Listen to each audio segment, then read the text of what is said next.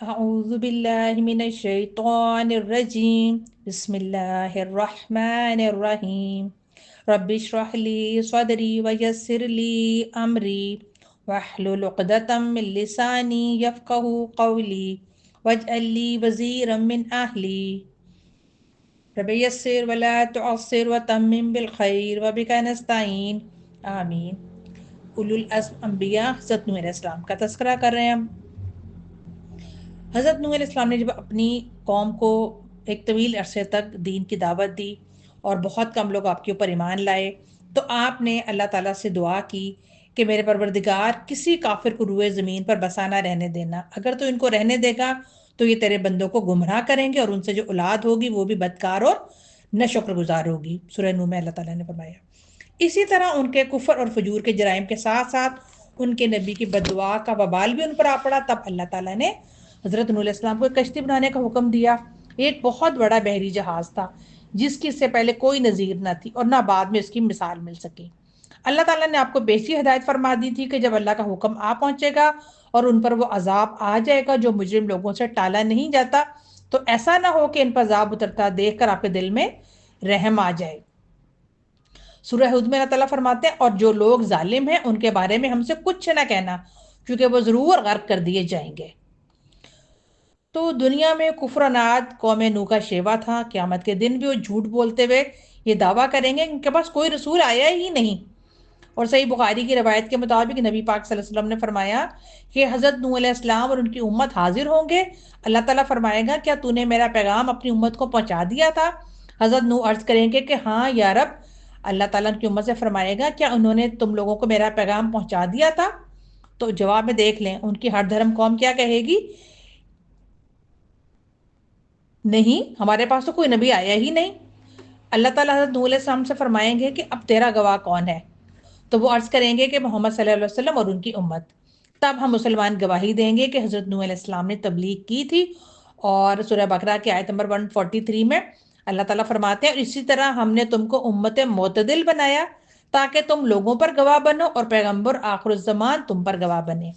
تو یہ امت اپنے سچے نبی کی گواہی کی بنیاد پر گواہی دے گی کہ اللہ تعالیٰ نے نوح علیہ السلام کو حق دے کر مبعوث فرمایا اور انہوں نے اپنی قوم کو بہترین اور کامل ترین انداز سے تبلیغ کی۔ انہیں ہر اس کام کا حکم دیا جس سے انہیں دینی فائدہ حاصل ہو اور ہر اس کام سے منع کیا جس سے ان کی دینی حالت کو نقصان پہنچتا ہو۔ تو تمام انبیاء کرام کی یہی شان اور یہی کیفیت رہی ہے کہ وہ اپنی قوم پر اتنی شفقت کرنے والے تھے کہ اپنی قوم کو دجال سے بھی انہوں نے متنبع فرمایا، حالانکہ ان کے زمانے میں اس کے ظاہر ہونے کی کوئی توقع نہیں تھی۔ حضرت عبداللہ بن عمر رضی اللہ تعالیٰ عنہ سے روایت ہے کہ انہوں نے فرمایا رسول اللہ صلی اللہ علیہ وسلم نے لوگوں میں کھڑے ہو کر اللہ تعالیٰ کی شان کے لائق حمد و ثنا فرمائی، پھر دجال کا ذکر کرتے ہوئے فرمایا میں تمہیں اس سے متنبع کرتا ہوں۔ ہر نبی نے اپنی قوم کو اس سے ڈرایا ہے۔ نوح علیہ السلام نے بھی اپنی قوم کو اس دجال سے ڈرایا تھا۔ البتہ میں تمہیں ایک ایسی بات بتا رہا ہوں جو کسی نبی نے اپنی قوم سے بیان نہیں فرمائی۔ تمہیں معلوم ہونا چاہیے کہ دجال کانا ہے اور تمہارا رب یک چشم نہیں ہے۔ حضرت ابو ہریرہ رضی اللہ تعالیٰ عنہ سے روایت ہے کہ نبی کریم صلی اللہ علیہ وسلم نے فرمایا کیا میں تمہیں دجال کے بارے میں وہ بات نہ بتاؤں جو کسی نبی نے اپنی قوم کو نہیں بتائی؟ وہ کانا ہے، وہ اپنے ساتھ جھوٹ موٹ کی جنت اور جہنم لائے گا۔ جس کو وہ جنت کہے گا وہ حقیقت میں آگ ہوگی، اور میں تمہیں اس سے ڈراتا ہوں جیسے نوح علیہ السلام نے اپنی قوم کو اس سے متنبع کیا تھا۔ جب اللہ تعالیٰ کا حکم آ گیا تو آسمان سے پانی برسنے لگا اور زمین سے پانی اگلنے لگا۔ تمام ندی نالے ہر طرف سے پانی کی جو ہے وہ روانی شروع ہو گئی۔ مفسرین فرماتے ہیں اس سیلاب کا پانی بلند ترین پہاڑی سے بھی 15 فٹ بلند تھا۔ عبداللہ بن عباس رضی اللہ تعالیٰ عنہ فرماتے ہیں پانی مشرق اور مغرب زمین کے طول اور عرض میں میدانوں، پہاڑوں، صحراؤں ہر جگہ سے آ گیا جس سے ہر چیز ہلاک ہو گئی۔ سورہ القمر میں اللہ تعالیٰ فرماتے ہیں تب ہم نے موسلا دھار بارش سے آسمان کے دروازے کھول دیے اور زمین کو پھاڑ کر چشموں میں تبدیل کر دیا، اور یہ سارا پانی اس کام کو پورا کرنے کے لیے مل گیا جو مقدر ہو چکا تھا۔ یہ سیلاب حضرت نوح علیہ السلام کی دعا کا جواب دعا تھا۔ حضرت نوح علیہ السلام نے دعا میں عذاب کی اتنی شدت اس لیے مانگی تھی کہ قوم شرک اور بت پرستی میں بری طرح غرق تھی، اور حال یہ تھا کہ باپ اپنے بیٹے کو مرتے وقت یہ نصیحت کر کے مرتا تھا کہ حضرت نوح کی مان کر اپنے بتوں کی عبادت کو ترک نہ کرنا، لہٰذا اگلی نسل بھی مشرک اور بت پرست ہی پیدا ہوتی، اس لیے شرک کے مکمل روک تھام کے لیے قوم کا مکمل خاتمہ ضروری تھا، اور شرک کا خاتمہ تمام انبیاء نے اتنی ہی سختی سے کیا ہے۔ حضرت موسیٰ علیہ السلام نے بھی پوجے جانے والے بچڑے کو جلا کر ریزہ ریزہ کر دیا تھا۔ سورہ توحہ میں نے اور دیکھ اپنے اس خدا کو جس پر تو ریجا ہوا تھا، اب ہم اسے جلا ڈالیں گے اور ریزہ ریزہ کر کے اسے دریا میں بہا دیں گے۔ تو یاد رکھیے کہ شرک ایسا عمل ہے کہ اس کا ایک چھوٹا سا بیج بھی رہ جائے تو بعد میں جڑ پکڑ کر فوراً ایک پودا اور پھر ایک درخت بن جاتا ہے۔ حضرت نوح علیہ السلام کی اولاد کے بارے میں مختلف آراء ہیں کہ حضرت نوح علیہ السلام کے 3 بیٹے سام، یافس اور حام تھے، اور ہر بیٹے کے 3 بیٹے تھے۔ سام کی نسل سے فارسی، عربی اور رومی پیدا ہوئے۔ یافس کی نسل سے ترک، ثقالبہ اور یاجوج ماجوج ہوئے، اور حام کی نسل سے قبطی، سوڈانی اور بربر قومیں ہوئیں۔ بعض کے نزدیک یہ تینوں بیٹے طوفان کے بعد پیدا ہوئے، اور سیلاب سے پہلے ایک بیٹا تھا، وہ کافر تھا، اس کا نام کہیں یام اور کہیں کنعان بتایا گیا۔ ایک اور بیٹا عابر بھی ہے مذکور ہے جو سیلاب سے پہلے ہی فوت ہو گیا تھا۔ اللہ تعالیٰ نے اس یام یا کنعان کہلانے والے بیٹے کو اس طوفان میں غرق کر دیا تھا۔ جب اللہ کے حکم سے پانی کی سطح اونچی ہونے لگی اور سمندر کا پانی ٹھانٹے مارنے لگا تو حضرت نوح علیہ السلام نے ایمان والوں کو اپنے ساتھ کشتی میں سوار کر لیا، اور تب انہوں نے اپنے اس کافر بیٹے کو بھی دیکھا۔ تو باپ ہی ہوتا ہے نا۔ پدرانہ شفقت جوش میں آئی اور بیٹے کو ایمان لانے، رب کو ماننے اور کشتی میں سوار ہونے کے لیے پکارا۔ اب حضرت نوح علیہ السلام نے تو نبی اور باپ ہونے کے تقاضے سے اپنا فرض پورا کیا، لیکن بیٹا اس حال میں بھی انکار پر جمع رہا۔ اس نے اپنے والد کی پرخلوص دعوت پر بڑے گھمنڈ سے اور بڑے استغفار سے، تکبر کے ساتھ اس نے جواب دیا کہ میں تو ایک پہاڑ پر چڑھ جاتا ہوں جو مجھے پانی سے بچا لے گا۔ سورہ ہود میں آتا ہے کہ کشتی ان کو لیے چلی جا رہی تھی، اور ایک موج پہاڑ کی طرح اٹھ رہی تھی۔ نوح کا بیٹا دور فاصلے پر تھا۔ نوح علیہ السلام اس کو پکار کر کہا، بیٹا ہمارے ساتھ سوار ہو جاؤ اور کافروں کے ساتھ نہ رہو، لیکن اس نے انکار کیا، اور اس نے کہا کہ میں کسی پہاڑ پر چڑھ کر اپنے آپ کو بچا لوں گا۔ اب ان کے بیٹے نے کیوں ان کی بات ماننے سے انکار کیا؟ ایک تو اس کی ضد تھی، ڈٹائی تھی، اور وہ بڑا اس کو تکبر تھا، گھمنڈ تھا، انا پرستی تھی، اور سب سے بڑھ کر یہ کہ والد کا نافرمان تھا۔ اس نے نافرمانی کی، آخر وقت تک اپنے والد کی نافرمانی کی، ان کی بات کو ماننے سے اس نے انکار کر دیا۔ پھر بھی آخر وقت تک حضرت نوح علیہ السلام نے اپنے بیٹے کو سمجھایا، اور آپ نے کہا کہ قال لا عاصم اليوم، آج کوئی چیز اللہ کے حکم سے بچانے والی نہیں ہے۔ آپ دیکھیں آخری وقت تک حضرت نوح علیہ السلام نے اپنے بیٹے کو اپنے رب کا تعارف، اس کی پہچان، اس کی رحمت کا پیغام پہنچایا، لیکن وہ ایسا بدبخت تھا کہ انکار ہی کرتا رہا، یہاں تک کہ انجام سے دوچار ہوا، غرق ہو گیا۔ اور اتنے میں کیا ہوا کہ ایک موج دونوں کے درمیان حائل ہو گئی، اور وہ بھی ڈوبنے والوں میں شامل ہو گیا۔ اصول ہمیں یہاں سے یہ ملتا ہے اس ساری بات سے کہ اللہ کی، اللہ کے نبی کی، اپنے باپ کی اور خیر خواہوں کی نہ ماننے والے ناکامی، بربادی، ہلاکت اور خسارے سے دوچار ہوتے ہیں۔ نبی کے ساتھ قریبی سے قریبی تعلق بھی عذاب الہی سے نجات کا ذریعہ نہیں بنتا۔ نجات کا ذریعہ انسان کا اپنا ایمان اور عمل ہی ہوں گے، اور یہ واقعہ قرآن کی ان آیات کی مکمل تشریح کرتا ہے۔ وَأَن لَيْسَ لِلْإِنسَانِ إِلَّا مَا سَعَىٰ، اور یہ کہ انسان کے لیے کچھ نہیں ہے مگر وہ جس کی اس نے صحیح کی، جس کی اس نے کوشش کی۔ لَهَا مَا كَسَبَتْ وَلَكُمْ مَا كَسَبْتُمْ، ان کی کمائی ان کے لیے تھی اور تمہاری کمائی تمہارے لیے ہے۔ آخرت میں کسی نیکوکار، عبادت گزار، صالح شخص کے ساتھ رشتہ، تعلق، نسبت نجات کا ذریعہ نہیں بنے گا۔ آخرت میں انسان کا اپنا ایمان، اپنا عمل ہی اس کے کام آئے گا۔ ایک تہجد گزار ماں کی بیٹی ماں کی عبادات کی بنا پر بخشی نہیں جائے گی۔ ایک معلمہ بن جانے والی بیٹی کی ماں اس لیے بخش نہیں دی جائے گی کہ وہ اس کی ماں ہے۔ ایمان اور عمل کا ہونا لازمی ہے۔ اللہ تعالیٰ ہماری اولادوں کو نیک صالح بننے کی توفیق عطا فرمائے۔ اللہ تعالیٰ انہیں اپنا اور ہمارا بھی فرما بردار بننے کی توفیق عطا فرمائے۔ سورہ آل عمران میں فرماتے ہیں، ربنا اننا آمنا فاغفر لنا ذنوبنا وقنا عذاب النار، اے ہمارے رب ہم ایمان لائے، ہماری خطاؤں سے درگزر فرما اور ہمیں دوزخ کی آگ سے بچا لے، آمین۔ حضرت نوح علیہ السلام نے جب اپنے بیٹے کو غرق ہوتے ہوئے دیکھا تو انہوں نے اپنے رب کو بڑے محتاط ہو کر پکارا اور کہا اللہ اس بیٹے کے ساتھ رحم کا معاملہ کرتے ہوئے اسے عذاب سے نجات دے دے۔ اللہ تعالیٰ نے جب نوح علیہ السلام نے اللہ تعالیٰ کو پکارا کہ میرے رب میرا بیٹا میرے گھر والوں میں سے اور تیرا وعدہ سچا ہے، تو سب حاکموں سے بڑا اور بہتر حاکم ہے۔ اب باپ کی اپنے اولاد کے لیے دعا کرنا اس کی فطرت میں شامل ہے، اور نبیوں کے مزاج میں نرمی، شفقت اور رحم کا عنصر سب سے زیادہ موجود ہوتا ہے۔ تو کنبے اور اہل خانہ کی محبت فطری ہے اور بشری تقاضا بھی ہے۔ انبیاء بھی بشری تقاضوں سے اہل خانہ کی محبت کے اسیر ہوتے ہیں۔ پھر اللہ تعالیٰ نے ان پر بڑا سخت اور دو ٹوک ان کو جواب دیا کہ نوح وہ تیرے گھر والوں میں سے نہیں ہے، وہ تو ایک بگڑا ہوا کام ہے، لہٰذا تو اس بات کی مجھ سے درخواست نہ کر جس کی حقیقت تو نہیں جانتا۔ میں تجھے نصیحت کرتا ہوں کہ اپنے آپ کو جاہلوں کی طرح نہ بنا لے۔ تو اللہ تعالیٰ نے واضح طور پر حضرت نوح علیہ السلام کو اس بگڑے ہوئے کافر بیٹے سے بری الذمہ ہونے اور الگ رہنے کی تاکید کی، اور ساتھ ہی یہ بھی ناپسند فرمایا کہ نافرمان کافر مشرک کے لیے دعا کی جائے۔ کافروں مشرکوں کے لیے بخشش اور نجات کی دعا سے اللہ تعالیٰ نے نبیوں کو بھی منع فرمایا۔ حضرت ابراہیم علیہ السلام کو والد کی دعا سے، حضرت نوح علیہ السلام کو بیٹے کی دعا سے، حضرت لوط علیہ السلام کو کافر بیوی کی خبرگیری سے، اور حضرت محمد صلی اللہ علیہ وسلم کو منافقین کے سردار عبداللہ بن ابی کی بخشش کی دعا سے منع فرمایا تھا۔ تو امت کے پیروکار کافروں مشرکوں کی ہدایت کی دعا کرنا ان کی زندگی میں تو ہم کر سکتے ہیں، ان کے لیے ہدایت مانگ سکتے ہیں، لیکن ان کی وفات کے بعد ان کی بخشش کی دعا کرنا بالکل منع ہے۔ اب اللہ تعالیٰ کے اذن سے تنور ابلنے لگے، زمین سے چشمے پھوٹ بہے، آسمان سے پانی برسنے لگا، اور اس سیلاب نے ساری روئے زمین کو اپنی لپیٹ میں لے لیا اور وہ کام کر دیا جو کہ مقرر کر دیا گیا تھا۔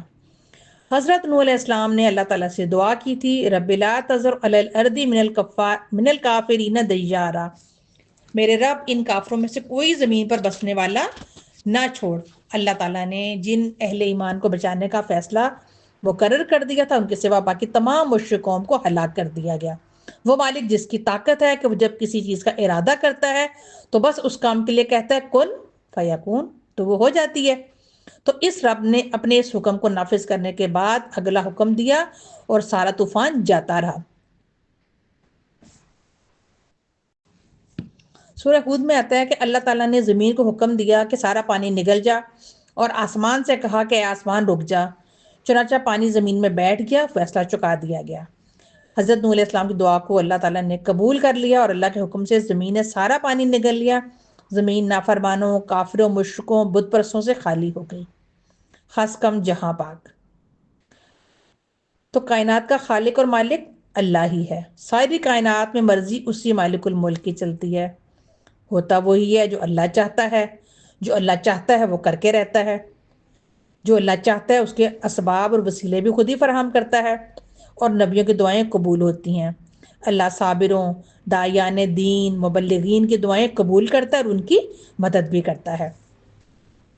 جب کوئی قوم نافرمانی، سرکشی، کفر پر ڈٹائی سے جم جاتی ہے تو اللہ کے غضب کو للکار کر عذاب الہی کی مستحق قرار دی جاتی ہے۔ تو قوموں پر عذاب کی وجہ بھی اللہ تعالیٰ نے قرآن میں یوں بیان فرمائی، وَمَا أَصَابَكُم مِّن مُّصِيبَةٍ فَبِمَا كَسَبَتْ أَيْدِيكُمْ، تم پر جو بھی مصیبت آئی وہ تمہارے اپنے ہاتھوں کی کمائی سے آئی، یعنی کہ مصیبتیں اور عذاب انسانوں پر اپنی نافرمانیوں اور بدعمالیوں کی وجہ سے آتے ہیں۔ اب طوفان تھم گیا، اللہ کے حکم سے حضرت نوح علیہ السلام کی کشتی سواروں سمیت جودی پہاڑ کی چوٹی پر ٹک گئی۔ اللہ سبحانہ تعالیٰ نے خود پہاڑ کا نام لے کر نشاندہی فرمائی۔ سورہ ہود میں فرمایا وَاسْتَوَتْ عَلَى الْجُودِيِّ، اور کشتی جودی پہاڑ پر ٹک گئی۔ اب جودی پہاڑ کہاں ہے؟ جغرافیائی لحاظ سے یہ پہاڑ کردستان کے علاقے میں جزیرہ ابن عمر کے شمال مشرقی علاقے میں کوہ ارارات کے پہاڑی سلسلے میں واقع ہے۔ یہ پہاڑی سلسلہ آرمینیا کی سطح مرتفع سے شروع ہو کر جنوب میں کردستان تک چلتا ہے، اور قدیم تاریخی کتب میں کشتی کے ٹھہرنے کی جگہ بھی یہی بتائی گئی ہے۔ ارسطو کے شاگرد نے جودی کی یہی جگہ بتاتے ہوئے اپنی تاریخی کتاب میں عراق کے لوگوں کے پاس لکڑی کے ٹکڑوں کا تذکرہ کیا ہے، جس کو وہ طوفان نوح کی کشتی کی لکڑی کہتے تھے، اور وہ اس کو پانی میں گھول کر اپنے بیماروں کو تبرک کے طور پر پلاتے تھے۔ اللہ تعالیٰ نے فرمایا کہ پھر ہم نے نوح کو اور کشتی والوں کو بچا لیا اور اسے دنیا والوں کے لیے ایک نشان عبرت بنا کر رکھ دیا۔ ابن جریر نے قتادہ کی روایت نقل کی ہے کہ عہد صحابہ میں جب مسلمان الجزیرہ کے علاقے میں گئے تو انہوں نے کوہ جودی پر اور ایک اور روایت میں باقردہ نامی بستی میں ایک کشتی کو دیکھا۔ امام بخاری، ابن ابی حاتم، عبدالرزاق اور ابن جریر نے قتادہ سے اسے نقل کیا ہے کہ مسلمانوں نے فتح عراق کے موقع پر یہ کشتی جودی اور ایک روایت کے مطابق باقردہ کی بستی میں دیکھی گئی۔ اسے سیرت دو عالم میں حضرت مولانا سید ابو العلا مودودی نے تحریر کیا ہے۔ روایات سے پتہ چلتا ہے کہ کشتی پر سوار ہونے اور اس کے چلنے کی تاریخ 10 رجب تھی۔ کشتی 6 ماہ پانی پر چلتی رہی اور پھر 6 ماہ کے بعد 10 محرم اور قبطی تاریخ کے مطابق انگریزی کیلنڈر کی 13 اگست کو اللہ کے حکم سے جودی پہاڑ پر رک گئی۔ حضرت نوح علیہ السلام اور صاحب ایمان ساتھی اس علاقے پر اترے۔ حضرت نوح علیہ السلام نے وہاں اللہ کے حکم سے ایک بستی خسران یا نخچوان بسائی جو 80 گھرانوں پر مشتمل تھی، اور کچھ روایت کے مطابق اسے سوق سمانین بھی کہا گیا۔ حضرت نوح علیہ السلام نے سیلاب کے بعد 300 سال تک دعوت اور تبلیغ کا کام کیا۔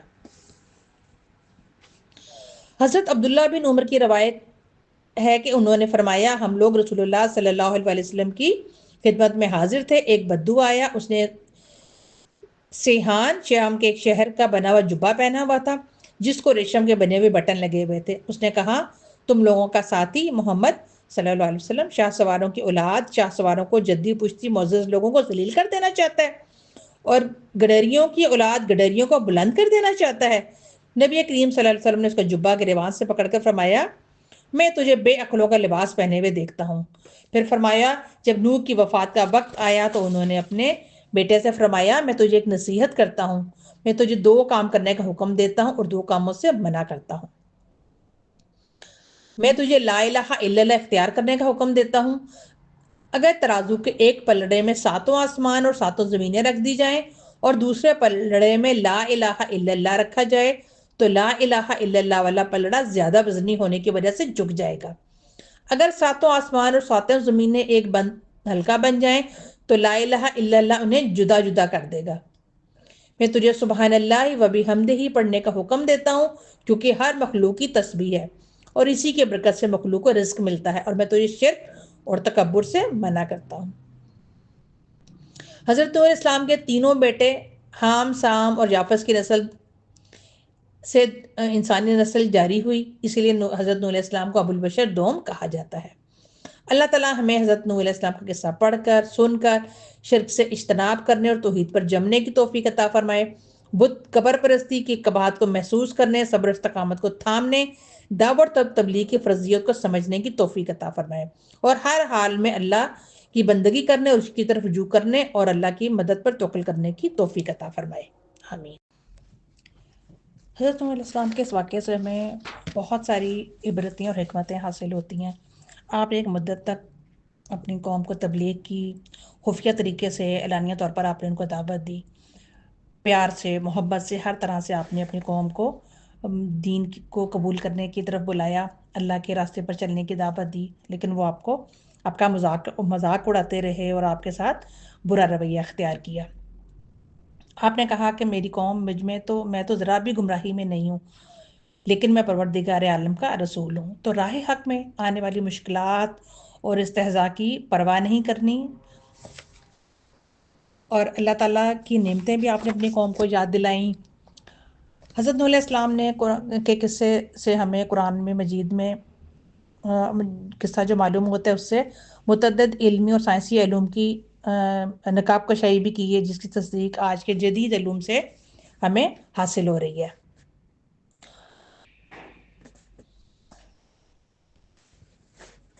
جیسے اللہ تعالیٰ نے سورج کو دہتے ہوئے روشن چراغ سے تشبیہ دی، ایسا چراغ جو تیل وغیرہ سے جلایا جائے اور ایک شعلے سے جلے، ایسے چراغ کی روشنی ذاتی ہوتی ہے۔ جدید سائنسی تحقیق نے ثابت کیا کہ سورج شعلہ زن گیسوں کا مجموعہ ہے، اس کی روشنی اور طاقت کا سرچشمہ اس کی سطح کے اندر ہونے والے ایٹمی دھماکے ہیں، اور اس کو آج جو ہے وہ سائنس نے ثابت کر دیا۔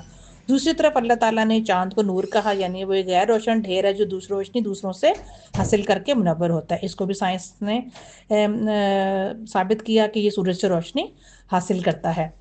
اور اس کے ساتھ ساتھ ہم نے دیکھا کہ نور اسلام کے قصے سے ان کے معاشرے کے طبقاتی نظام کا علم حاصل ہوتا ہے۔ ایک طبقہ عمرہ، رؤسا اور غنی لوگوں کا ہے، جبکہ دوسرا طبقہ غربا اور مساکین اور محنت مشقت کرنے والوں کا ہے۔ عمرہ کا طبقہ اپنے مال و دولت، دنیاوی شان و شوکت کی وجہ سے حق کو قبول کرنے سے گریزاں رہتا ہے اور خیال کرتا ہے کہ جس دین کو ہمارے معاشرے کے حقیر، کمتر اور غریب لوگ قبول کریں وہ ہرگز بہتر نہیں ہو سکتا، جبکہ غربا اپنی فطرتی خوبیوں کے باعث ہمیشہ حق کو قبول کرنے میں پہل کرتے ہیں۔ نور علیہ السلام کی قوم کے رؤسا کو غربا کے ساتھ ایمان قبول کرنے میں معاشرتی سبکی محسوس ہوتی تھی، اس لیے وہ اس نعمت جلیلہ سے محروم رہ گئے، اور غریب اس راز کو پا گئے کہ عزت اور شان اور اعلیٰ مقام اور مرتبہ اسی کا ہے جو رب پر ایمان لے کر آتا ہے۔ تو نور اسلام کے دور کی طبقاتی کشمکش آج بھی عروج پر ہے، لہذا آج بھی ایسے رؤسا کی کوئی کمی نہیں جو غربا کے ساتھ اسلامی محافل میں شرکت کو اپنی توہین سمجھتے ہیں، اور ایسے اغنیا کی بھی کوئی قلت نہیں جو زکوٰۃ کو ٹیکس سے بدتر اور حج کو خامخواہ کا سفر اور تکان، روزے کو غربا پر واجب اور نماز کو انتہائی ناقابل عمل خیال کرتے ہیں، جبکہ غربا کا تقوی اور ایمان آج بھی قابل تحسین ہے۔ پھر ہمیں یہ بھی معلوم ہوتا ہے کہ ایمان کے بغیر قرابت داری بھی کچھ فائدہ نہیں دے گی۔ اسلام نے بے شک رشتہ داروں کے حقوق مقرر کیے ہیں، ان سے صلہ رحمی کرنے کی تاکید کی ہے، لیکن ایمان کے بغیر صلہ رحمی اور رشتہ داری بھی کوئی فائدہ نہیں دے گی، بلکہ ایمان باللہ اور نیک اعمال ہی کامیابی کی ضمانت ہے۔ نبی کریم صلی اللہ علیہ وسلم نے اس حقیقت کو آشکارا کرنے کے لیے اپنے خاندان کو جمع کیا اور ایک ایک آواز دے کر آپ نے فرمایا، اے مرہ بن قعب، اپنی اولاد، اپنی جانوں کو آگ سے بچا لو۔ اے عبد الشمس کے بیٹو، اپنی نفسوں کو جہنم سے آزاد کرا لو۔ اے بنی عبد مناف، خود کو عذاب الہی سے محفوظ کر لو۔ اے بنی ہاشم، اپنے جانوں کو جہنم کی آگ سے بچا لو۔ اے عبد المطلب کی اولاد، خود کو آگ سے آزاد کرا لو۔ اے فاطمہ بنت محمد، اپنی جان کو آگ سے بچا لو۔ میں اللہ تعالیٰ سے تمہیں کچھ نفع نہ دے سکوں گا سوائے اس کے کہ دنیا میں تمہاری رشتہ داری نبھاتا رہوں۔ تو ہمیں ایسی کسی خوشی میں مبتلا نہیں رہنا چاہیے، اور ہمیں اپنی اصلاح کرنی چاہیے کہ آخرت میں نجات کا ذریعہ ایمان اور نیک اعمال ہی ہیں۔ حضرت نور اسلام کی طویل جدوجہد اور مسلسل دعوت کے باوجود صرف 80 لوگ ایمان لائے اور باقی کفر و شرک اور فخر و غرور میں ہی غرق رہے۔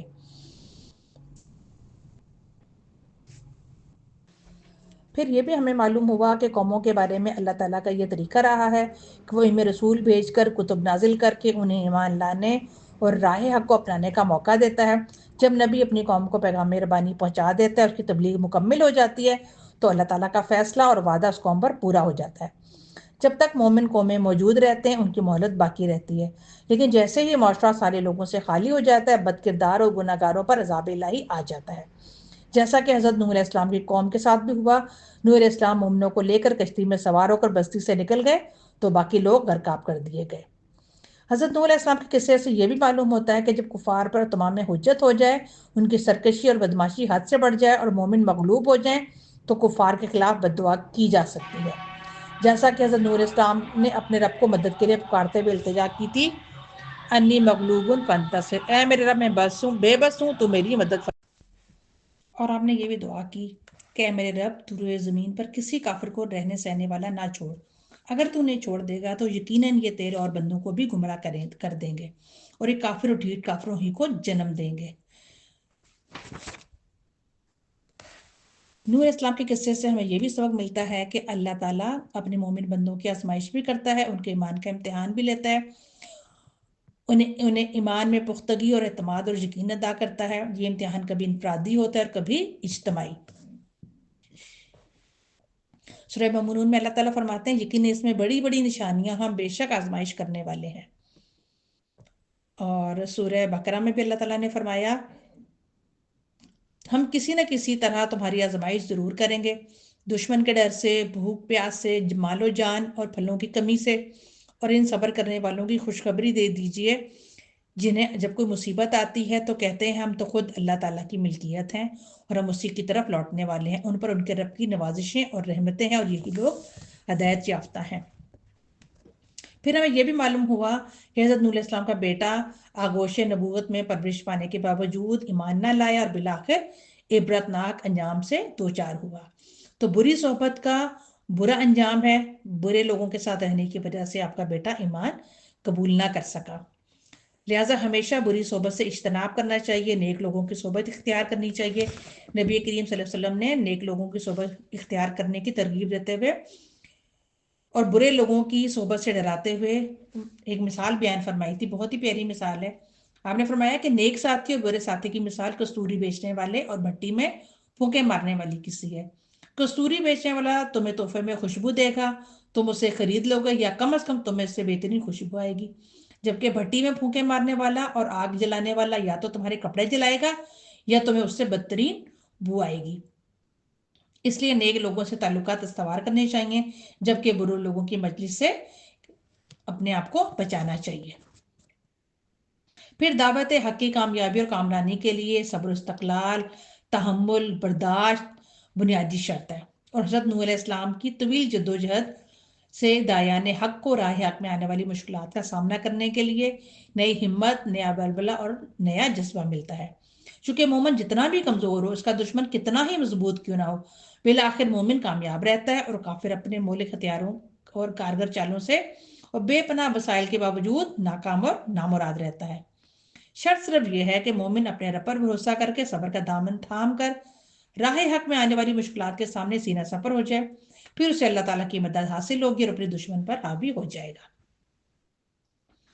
حضرت نوح علیہ السلام کی قوم سے بت پرستی کی ابتدا ہوئی۔ وہ ود، سوا، یغوث، یعوق اور نصر جو ان کے بڑے بڑے بت تھے، یہ در حقیقت ان کے نیک بزرگوں کے نام تھے۔ جب یہ بزرگ فوت ہوئے تو قوم سخت غمزدہ اور افسردہ ہوئی۔ اس وقت شیطان نے انسانی شکل میں آ کر ان بزرگوں کی تصاویر بنا کر انہیں یاد رکھنے کا مشورہ دیا۔ جب یہ نسل ختم ہو گئی تو بعد میں آنے والوں کو شیطان نے یہ کہہ کر شرک میں مبتلا کر دیا کہ تمہارے آباء و اجداد تو انہی کی عبادت کیا کرتے تھے۔ اس طرح ان تصاویر کی عبادت شروع ہو گئی، اسے اتنا عروج ملا کہ عرب قوم کے اکثر قبائل بھی انہی بتوں کو پوجنے لگے۔ تو جس طرح نوح علیہ السلام کی قوم کے بت بے حقیقت نکلے تھے، اسی طرح بر صغیر کے ہندوؤں کے سومنات کے مندر میں رکھے بت بھی سلطان غزنوی کے ہاتھوں پاش پاش ہو گئے اور ان کے پجاری ہندو ٹکڑے ٹکڑے کر دیے گئے، مگر کوئی ان کی مدد کو نہ آیا، نہ ان کی تباہی پر کسی نے آنسو بہائے۔